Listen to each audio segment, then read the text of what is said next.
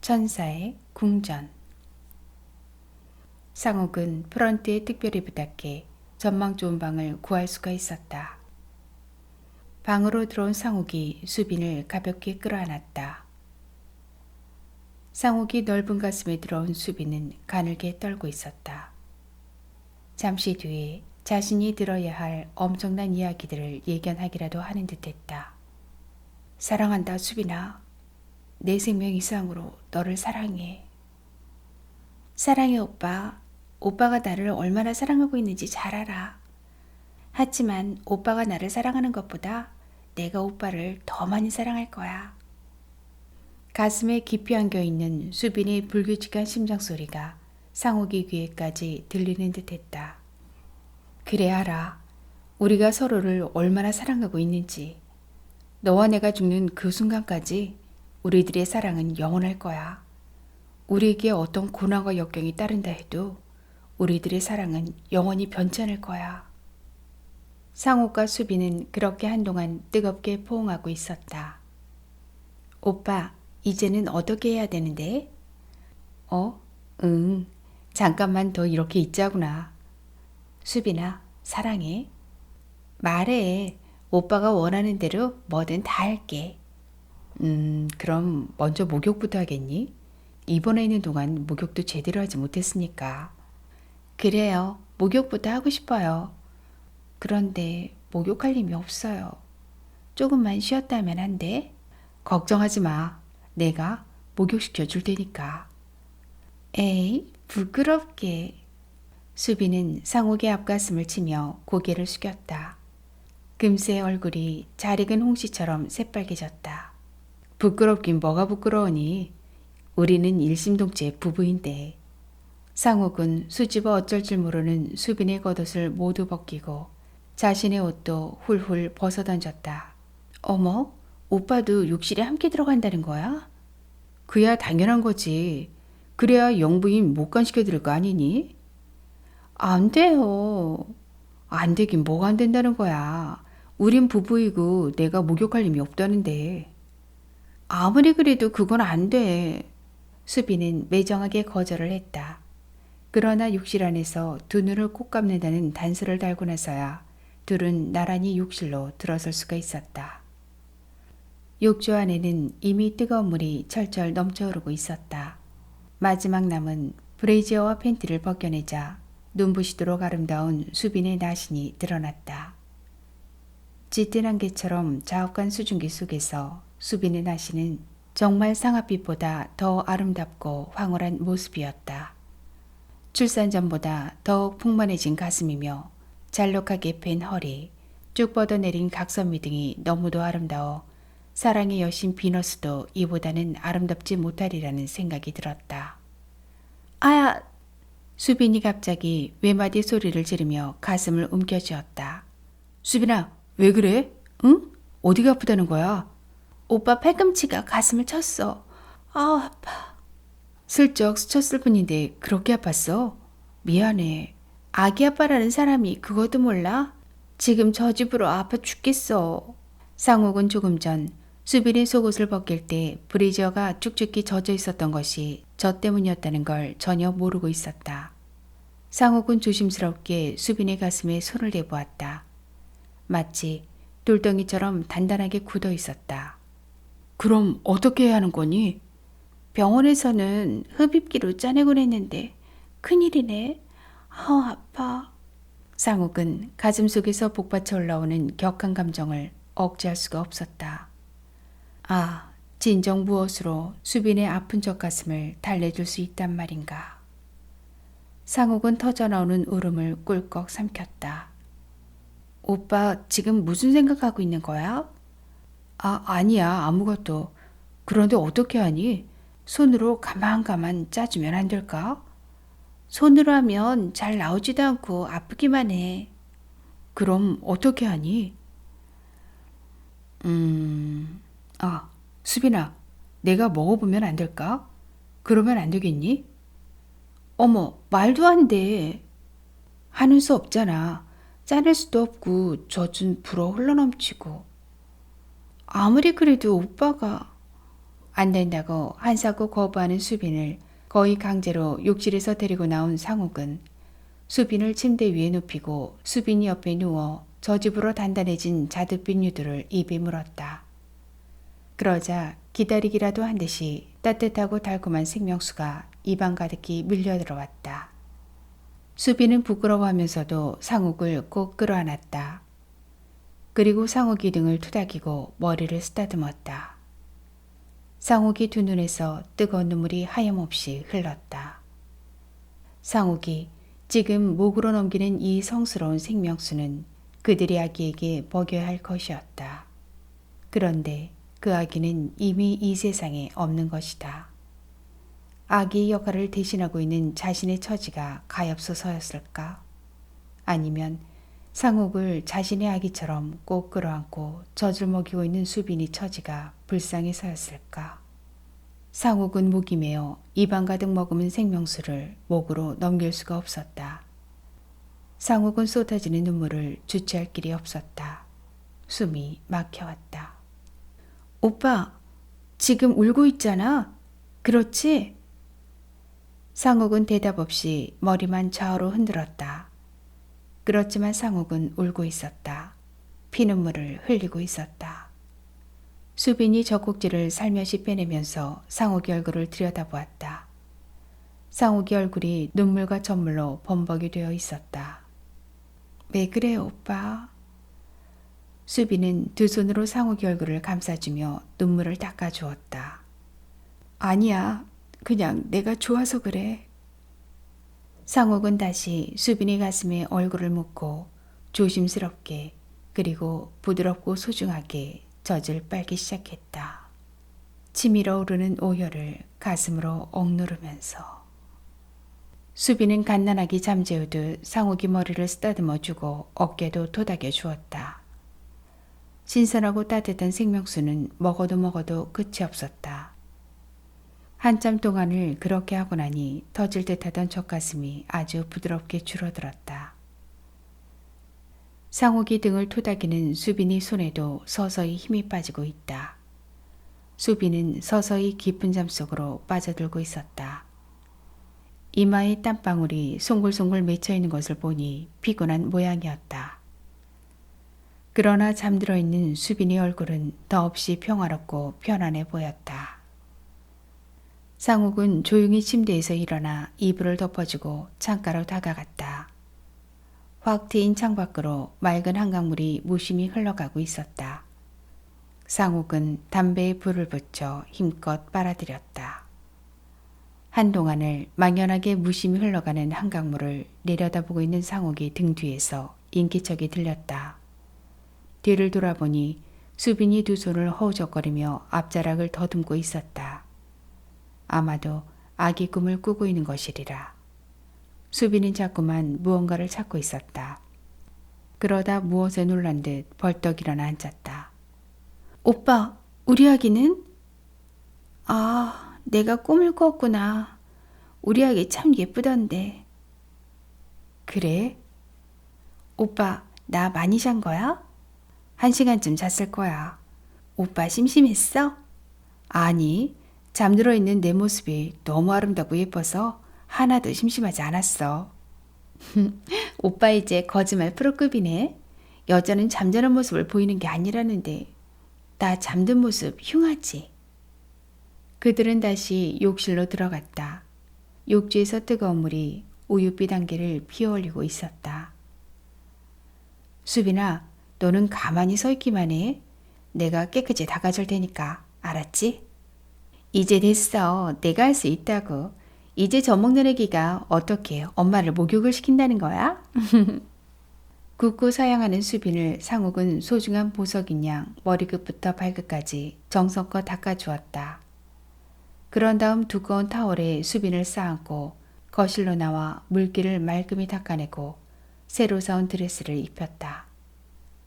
수빈은 그 사이 지금까지 느껴보지 못했던 성숙한 여인으로 변해 있었다. 이야, 우리 수빈이 정말 예쁘고 아름답다. 이 세상에 우리 수빈이보다 이쁜 여자는 없을 거다. 상욱은 수빈의 입술에 자신의 입술을 포겠다. 이 세상에 오빠 같은 사람 또 있을까? 왜? 내가 팔불출 같아 보이니? 그래, 팔불출이라 해도 좋다. 아니야, 그건 아니고. 수빈은 상욱이 얼굴에 쪽소리가 나게 입을 맞추고는 호텔 미용실로 가버렸다. 상욱은 곧 욕실로 들어가 샤워핸들을 끝까지 돌려놓았다. 샤워기에서는 쏴 하는 물소리와 함께 차가운 물줄기가 세차게 쏟아져 내렸다. 수빈아, 이 못난 사내를 용서해다오. 수빈아. 상욱은 세차게 쏟아지는 물줄기를 맞으며 흑흑 소리내어 울었다. 어떻게 저토록 여린 가슴에 영원히 뽑지 못할 큰 못을 칠 수가 있단 말인가. 정말 난감한 일이었다. 얼마나 울었을까. 가슴속에 묻혀있는 응어리가 조금은 풀린 것 같았다. 욕실을 나와 외출 준비를 하고 있는데 수빈이 들어왔다. 오빠, 나 어때? 예뻐? 이야, 정말 예쁜데? 수빈은 우아한 모습으로 상욱의 팔짱을 꼈다. 상욱은 수빈과 팔짱을 낀 채 스카이 라운지에 있는 그릴로 올라와 식사를 주문했다.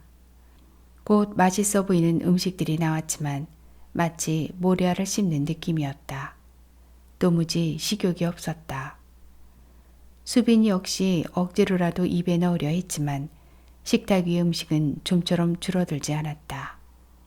그들은 결국 식사를 물리고 객실로 돌아와서 술을 정했다. 수빈은 전혀 술을 못했지만 상욱이 억지로라도 한잔하라며 맥주를 따라주었다.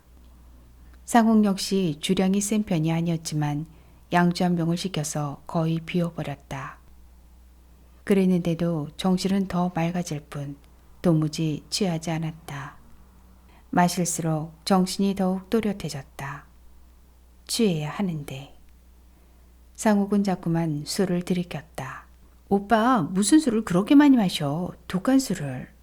수빈아, 오늘 나 취해야 해. 나 자신을 망각할 때까지 마셔야 한다고. 무슨 말이야? 그럴 일이 있어. 그럴 일이 있다고. 수빈이 한사코 말렸지만 상욱은 막무가내로 술을 들이켰다. 아니, 퍼붓고 있었다. 양주를 거의 2병이나 마시고 술 기운이 온몸으로 퍼진 뒤에야 상욱이 혀가 가벼워지기 시작했다. 수빈아, 나를 용서해다오. 수빈아. 무슨 소리야. 아닌 밤중에 홍두깨라더니 밑도 끝도 없이 무엇을 용서라는 거야? 수빈아, 나는 나쁜 놈이야. 아주 나쁜 놈이거든.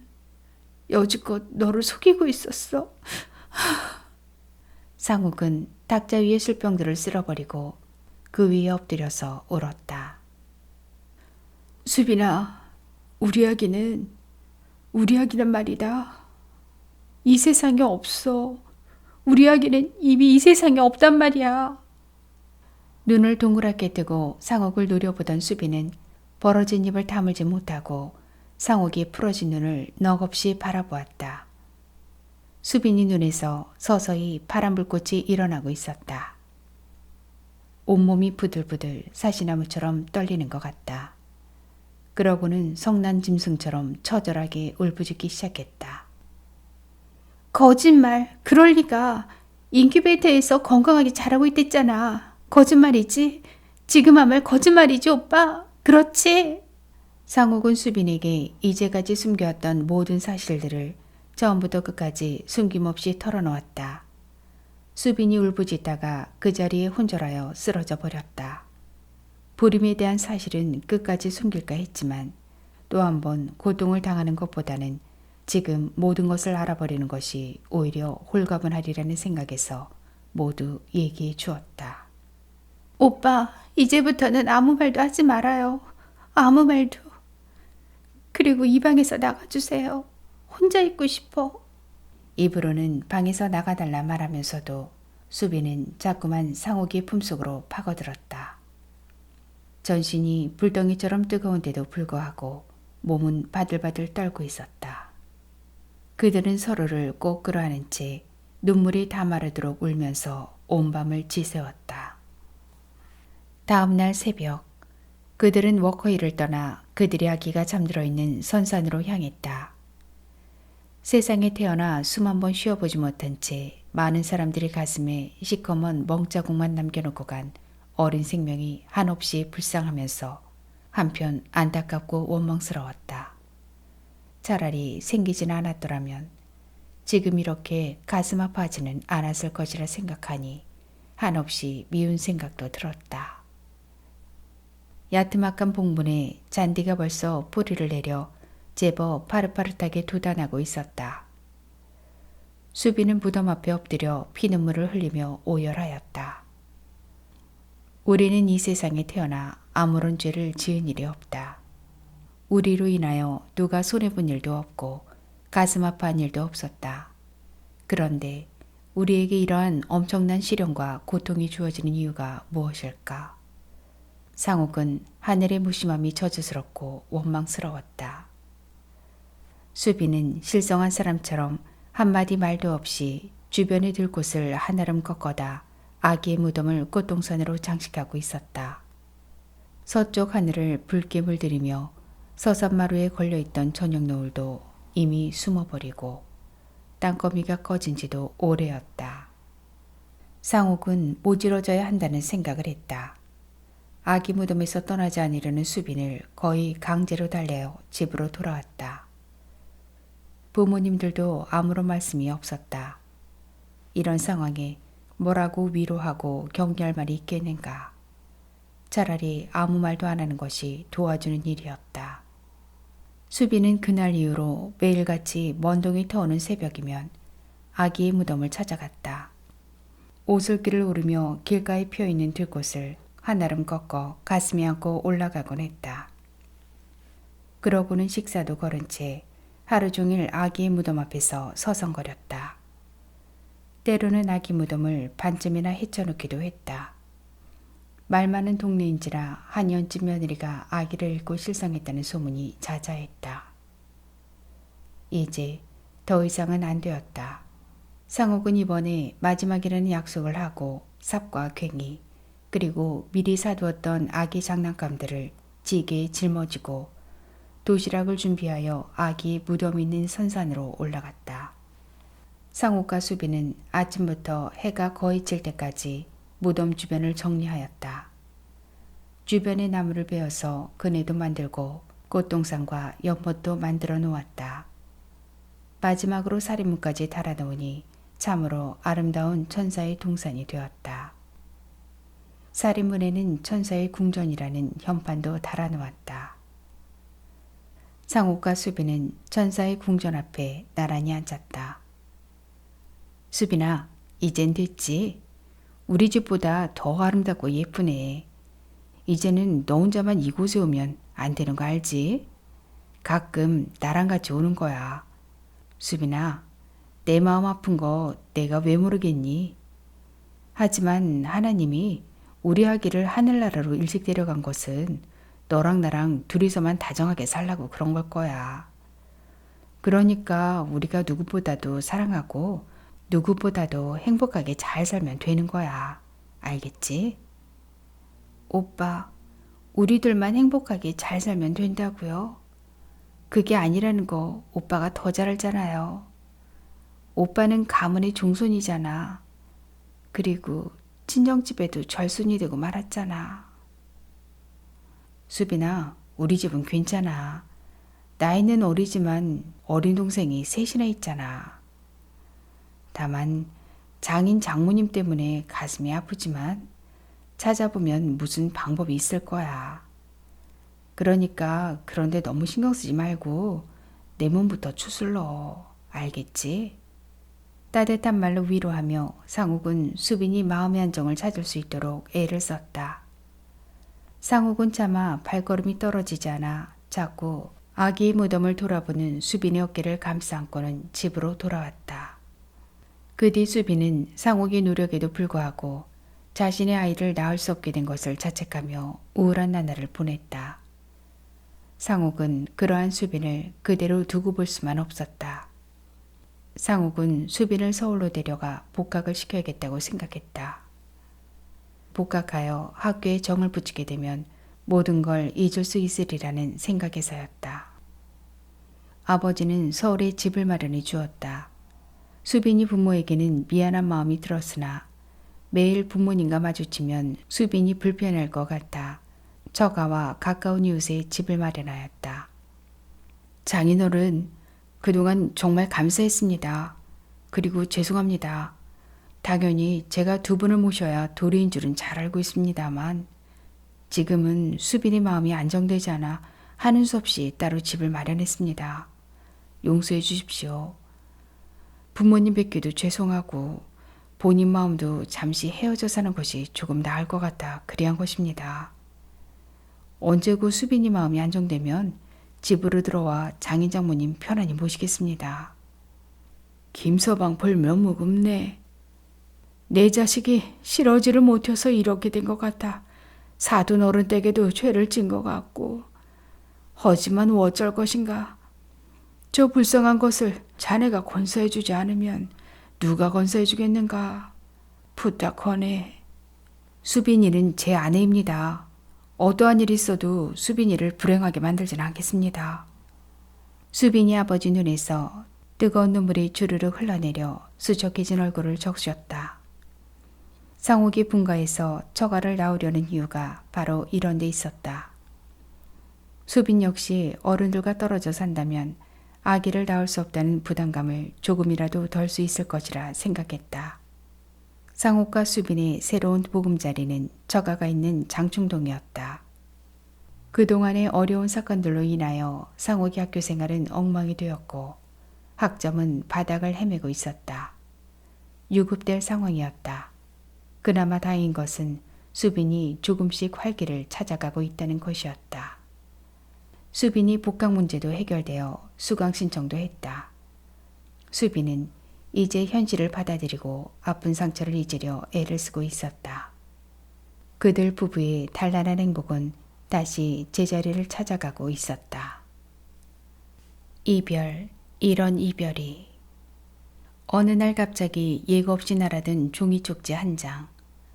그것은 가까스로 제자리를 찾아가는 상옥과 수빈의 행복을 발기발기 찢어버리는 악마의 개고장과 같은 것이었다. 상옥은 대학 1학년 때 신검을 받았으나 징지명기의 혜택을 받아 자원 입대를 하지 않는 한 졸업 후에나 입영통지서가 나올 거라 믿고 있었다. 전혀 생각 밖의 입영통지서였다. 혹시나 하는 생각에서 병무청에 찾아가 사유를 알아보았다. 병무청의 대답은 싸늘했다. 시위에 가담하였거나 그럴 가능성이 보이는 학생들에게는 징집연기 혜택이 취소되었다는 대답이었다. 위정자들의 소행이 한심하고 어처구니없는 것이었으나 그들을 탓할 수 있는 여유가 없었다. 발등에 불이 떨어진 것은 바로 상옥 자신이었다. 이제 겨우 마음의 안정을 찾아가는 수빈을 남겨두고 어찌 입대할 수 있단 말인가. 상옥이야 언제 가도 한 번은 가야 할 길이었지만 수빈이 문제였다. 여기저기 찾아가 상황을 알아보았으나 빠져나올 방법이 없었다. 상옥으로서는 내키지 않는 일이었지만 육군 대령인 이모부를 찾아가 사정 얘기를 했다. 이모부는 졸업할 때까지 연기할 수 있도록 해보겠다는 희망적인 말을 들려주었다. 상옥은 천만다행이라 생각하고 집으로 돌아왔다. 이때까지도 수빈은 상옥이 징집된 사실을 모르고 있었다. 그런데 다음날 아침에 들통이 나고 말았다. 아침 일찍 상옥의 아버지가 손수 징집영장을 가지고 상경을 한 것이다. 이모부님 만나셨습니까? 오냐, 최선을 다해보겠다 말씀하셨다. 상옥이 너 데모 많이 했다면서? 많이는 무슨 많이입니까? 그것이 문제가 되는구나. 그래, 입소 날짜는 언제라고? 앞으로 2주일 남았습니다. 수빈이만 아니라면 그까짓 거 미련 없이 입대하고 말겠는데 지금 당장 입대하고 나면 수빈이 얼마나 외롭고 쓸쓸한 것인가를 생각하면 도저히 발이 떨어질 것 같지가 않았다. 수빈은 그날부터 근심으로 나를 보냈다. 밤이면 자꾸만 상옥이 품으로 파고들고 조그만 틈이라도 생길까봐 바짝 안겨드는 것이다. 오빠, 어떻게 군대 안 갈 수 없을까? 안 갈 수도 있지. 어떻게? 둘이서 깊은 산속으로 숨어버리고 세상하고 등지고 살면 되지. 그럴 수만 있다면 그렇게라도 하고 싶어. 그러면 우리는 살아도 산 게 아니야. 깊은 산속 오지에서 화전이를 읽으면서 살 수밖에. 영원히 죄인이 되는 거야. 오빠, 그러면 내가 오빠 따라갈게. 수빈이 눈빛이 반짝였다. 뭐? 오빠 훈련소에서 얼마나 있는데? 6주쯤 될 거라던데. 6주가 지나면 자대 배치되겠지. 그럼 되잖아. 오빠가 배치 받아가는 부대 부근에 집을 마련해서 내가 이사를 가는 거야. 그래서? 그래서는 무슨 그래서. 토요일마다 면회 가는 거지. 현식이 오빠 면회 갔을 때도 외박 나왔잖아. 1박 2일. 너 연구는 많이 했는데 그건 불가능한 일이야. 아니야. 불가능은 없어. 나는 꼭 해내고 말 거야. 두고 보라고.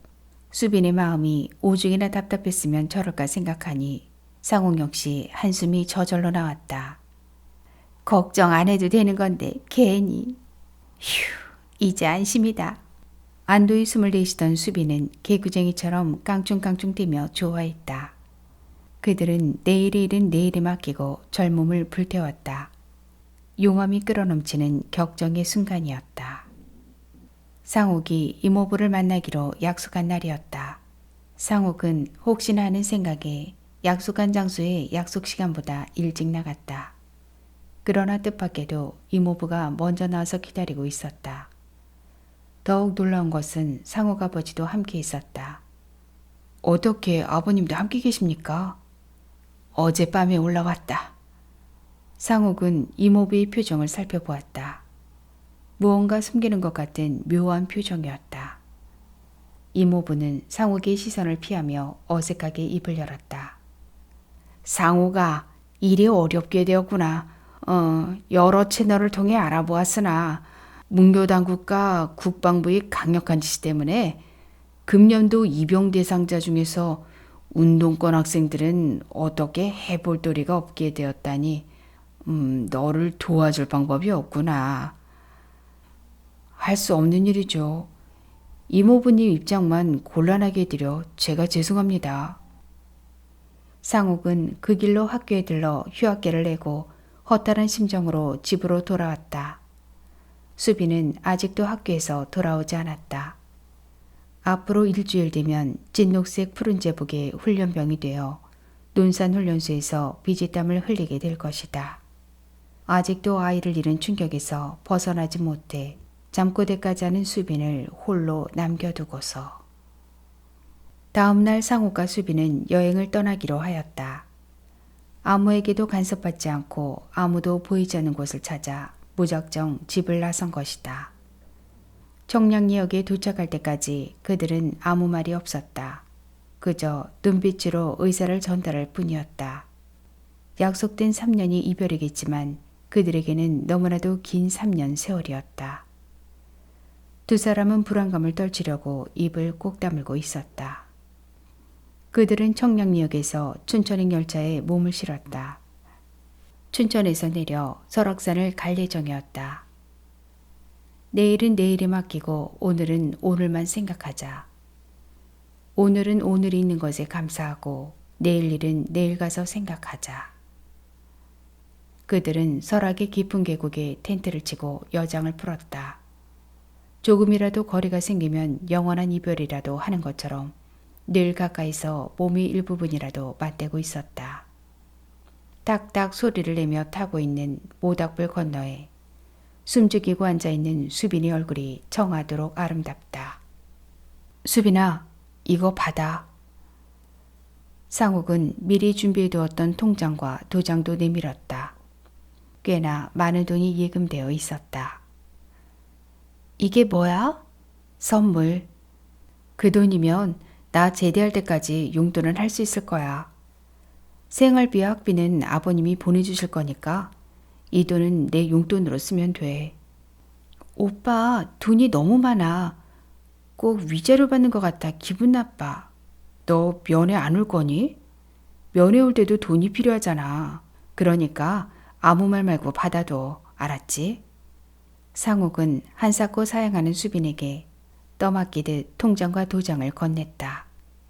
나 오빠 따라간다는 거 그냥 해보는 소리 아니야. 수빈아, 그건 불가능한 이야기야. 그런 생각하지 말고 장인 장모님 잘 모시고 얌전히 기다리고 있어. 나 제대할 때까지. 아니야, 나도 따라갈 거야. 수빈아, 우리 그런 이야기 다음에 하고 노래 한번 하자. 무슨 노래? 왜 내가 제일 좋아하는 뽕짝 있잖아. 응, 그 노인네 노래? 그래, 나 나의 사랑. 그들은 모닥불 앞에서 노래를 불렀다. 여전히 탁탁 소리를 내며 타고 있는 모닥불이 흐릿하게 보였다. 모닥불에 반사된 눈물이 반짝였다. 수빈아, 다시는 울지 말자. 우리의 눈물은 이것으로 마지막이야. 3년이 길다고는 하지만 우리가 살아야 할 많은 세월 중에 일부분일 뿐 영원한 이별은 아니잖니. 오빠, 한 가지 약속해둘 게 있어. 무슨 약속? 어떠한 일이 있어도 오빠는 절대 월남에 가지 않는다고 약속해. 그래, 절대 월남에는 가지 않을게. 다음 날 그들은 낙산의 해변가를 거닐었다. 저 멀리 수평선에서 아침 해가 장엄하게 솟아오르고 있었다. 찬란한 태양이 동쪽 하늘을 붉게 물들이고 있었다. 수빈은 스산한 심정을 떨쳐버리려는 듯 상욱이 품으로 자꾸만 파고들었다. 텅 빈 백사장에서 상욱과 수빈은 모래 속에 손을 넣고 다독거렸다. 두꺼봐 헌집 줄게 새집다오. 모래 속에서 가만히 손을 빼면 움푹한 모래집이 생겼다. 상욱이 모래집이 사르르 무너져 내렸다. 상욱은 수빈을 등에 업고 모래사장을 가로질러 해변가 청송나무 그늘로 들어가 내려놓고 깊이 깊이 포옹해 주었다. 그들은 청송나무에다가 글씨를 새겼다. 상욱 러브, 나의 영원한 아내 수빈. 아버님, 저희들 왔습니다. 집으로 돌아온 상욱과 수빈이 나란히 아버지 방에 들어갔다. 오냐, 내일이 입대하는 날이지? 네, 그렇습니다. 새아기가 많이 섭섭하겠구나. 나라에서 하는 일이니 도리가 없는 일이 아니겠느냐. 이 애비의 마음도 심란하구나. 상욱은 아버지가 조금 이상하다는 생각이 들었다. 무엇인가를 감추고 있다는 생각이 들었다. 하지만 뭐라 물어볼 수도 없는 일이었다. 다음 날 상욱의 집안 식구들이 모두 모였다. 드디어 입대하는 날이 왔던 것이다. 상욱아, 집안 걱정은 하지 말고 내 건강에 각별히 유념하여라. 상욱이 사랑채를 물러나오며 가만히 생각해보니 무척이나 안타까운 표정을 하고 계신 어머니에 비해 아버지는 태연한 척하면서도 불안정한 모습이었다. 며칠 동안의 아버님 태도를 종합해보면 무엇인가가 있기는 있는 것 같은데 무엇인지 통 알 수가 없었다. 무슨 일일까? 무슨 일일까? 상욱을 비롯한 이병자들은 인원 점검을 마친 뒤 호송 책임자를 따라 수원역으로 나갔다. 역내 스피커에서 씩씩한 군가가 울려 퍼지고 있었다. 역 광장은 이병자들과 헤어짐을 아쉬워하는 가족들로 초만원을 이루고 있었다. 그 많은 사람들 틈에 수빈과 상욱 역시 헤어짐을 아쉬워하며 서로를 부둥켜 안고 있었다.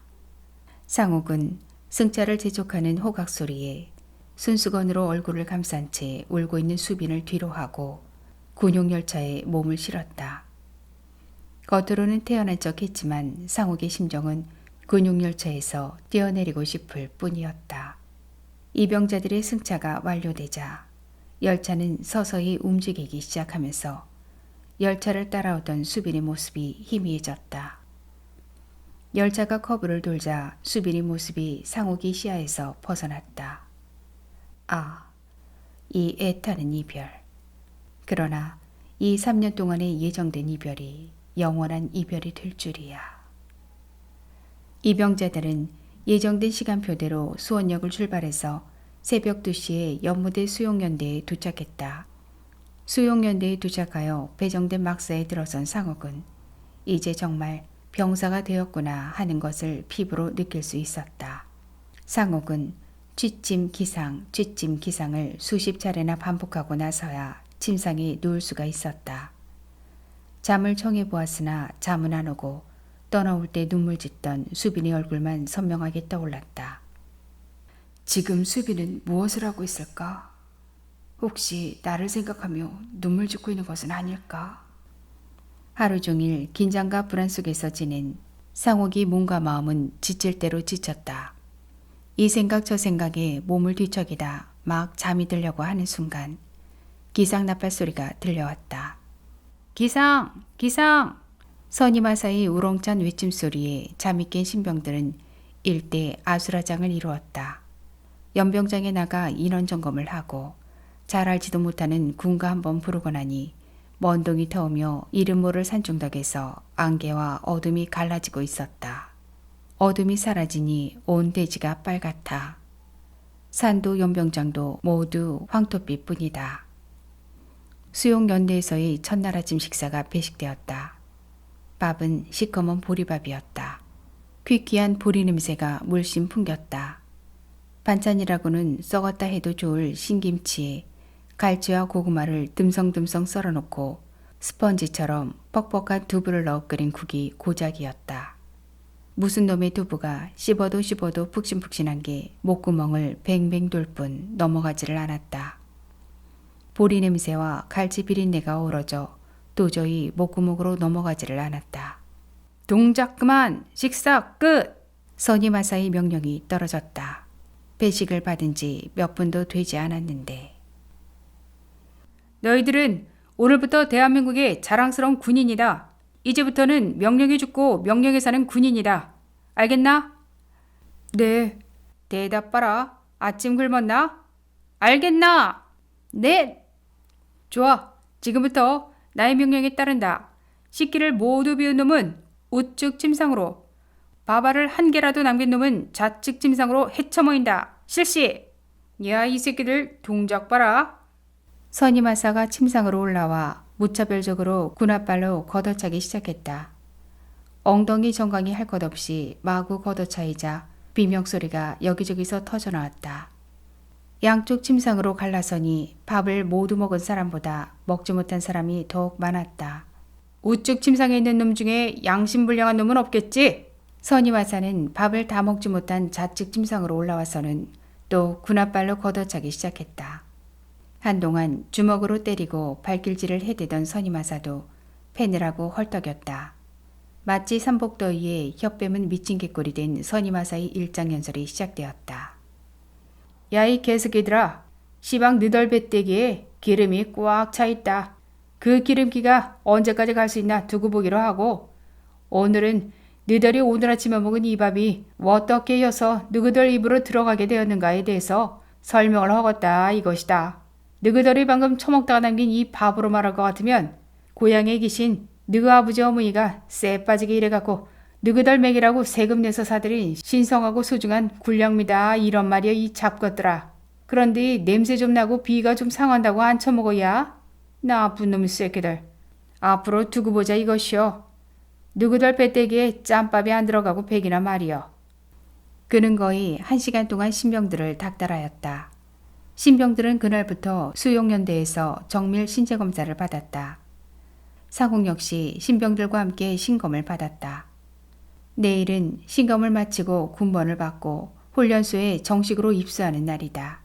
그날 밤은 기압도 없어 편안한 잠을 잘 수가 있었다. 다음 날 아침 식사를 마친 신병들이 모두 연병장에 집합하였다. 인원 점검을 마치고 중대장의 간단한 주의사항이 하달되는데 선임하사가 상욱을 불러내었다. 아무런 잘못도 없는데 선임하사의 호출을 받으니 가슴이 철렁 내려앉는 것 같았다. 김상호, 너는 열애다. 막사에 들어가 별도의 지시가 있을 때까지 대기한다. 상욱은 선임하사의 명령대로 막사로 돌아와 1시간을 넘게 기다렸지만 아무런 소식이 없었다. 왠지 불안했다. 뭐가 잘못된 것일까? 불안하고 초조하여 막사의 창문을 열고 창밖을 내다보니 같이 입대한 신병들이 트럭에 실려 훈련소로 떠나가고 있었다. 신체 검사에 불합격된 사람들은 어제 오후 모두 귀가 조치되었고 상욱은 신검에서 모두 갑종 판정을 받았었다. 아무리 생각해도 열애될 이유가 없는 것이다. 신병들이 모두 훈련소로 떠난 뒤에야 선임하사가 막사로 돌아왔다. 김상옥, 네? 너 내가 묻는 대로 솔직히 말해. 거짓말하면 괴롭다. 알겠냐? 네. 너 이 부대에 아는 사람 있지? 아닙니다. 전혀 아는 사람 없습니다. 뭐시라고? 전혀 없어라? 네. 이 새끼가 죽으려고 약쓰네. 정말 없냐? 네. 아는 사람은 정말 없습니다. 한 가지 물어봐도 되겠습니까? 선임하사는 맞득자는 표정으로 상옥을 쏘아보았다. 뭐야 임마. 저는 무슨 이유로 훈련소에 보내주지 않는 것입니까? 이 새끼야. 나도 그걸 모르니까 너에게 묻고 있는 거 아니야. 좌우지간 부대장님의 명령이니까 잠자코 기다려 임마. 상옥은 불안한 마음을 떨쳐버릴 수가 없었다. 거의 2주일이 지나가는데 이렇다 저렇다 말도 없이 막사에 처박아 놓으니 답답해서 미칠 지경이었다. 부대장이 상욱의 일을 잊어버린 것은 아닐까. 시키는 일도 없이 모든 일에 열애가 되어 막사 보초 나서는 신세가 되고 보니 따분하기도 하고 몸에서 냄새가 나서 견딜 수 없을 지경이었다. 여러 날을 목욕도 하지 못하고 옷도 갈아입을 수가 없었다. 온몸이 근질거리고 찝찝해서 정말 죽을 맛이었다. 수용연대에 도착한 지 4주째 되는 날, 참다 못해 선임하사에게 부대장과 면담을 주선해달라고 부탁을 하였다.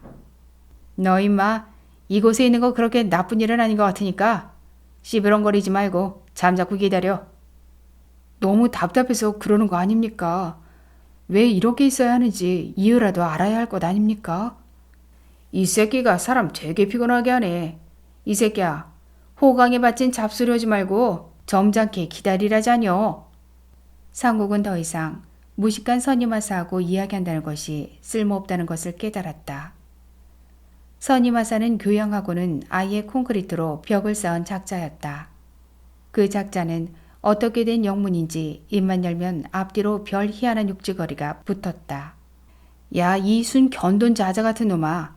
누구는 욕할 줄 몰라 안 하는 줄 아니? 이 짜샤? 하루하루가 지겨웠다. 지금 수비는 무엇을 하고 있을까? 학교는 잘 다니고 있겠지? 편지라도 할 수 있으면 좋겠는데.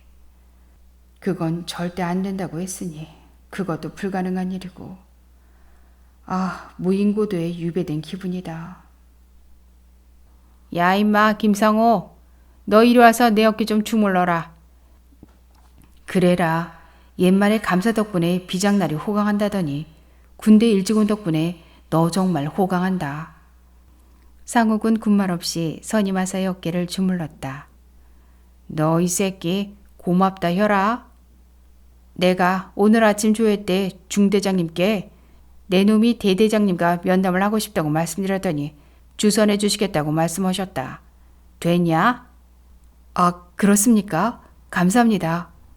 자식아, 진작에 그 말을 했으면 욕은 안 했을 거 아니냐? 이 멍청한 놈아. 상욱은 마음속으로 중얼거리며 선임하사의 어깨를 열심히 주물러 주었다. 그날 오후, 상욱은 선임하사의 안내로 부대장실로 불려갔다. 중성, 부대장님 부르심 받고 왔습니다. 내가 김상욱인가? 네, 그렇습니다. 내가 무엇 때문에 나를 만나고 싶어 하는지 잘 알고 있다. 하지만 지금은 본관도 너에게 아무 말도 해줄 수가 없다. 단 지금 내가 기다리고 있는 것이 해로운 일이 아니라는 것만은 말해줄 수 있다. 안심하고 별도의 지시사항이 있을 때까지 기다리도록. 알겠나? 이상. 상욱은 한마디 물어보지도 못하고 부대장실을 물러나왔다. 야 임마, 내가 뭐라고 했냐? 잠자코 있으면 된다고 했잖아. 상욱은 이제 모든 것을 체념하고 될 대로 되라는 마음이 들었다. 시작이 있었으니 끝도 있겠지. 상욱은 자포자기 상태에서 지루한 세월만 보내고 있었다. 침상에 벌렁 누워 천장을 바라보니 수빈의 화사한 얼굴이 보인다. 이제 헛것까지 보이나? 수빈아, 너 보고 싶어 죽겠다.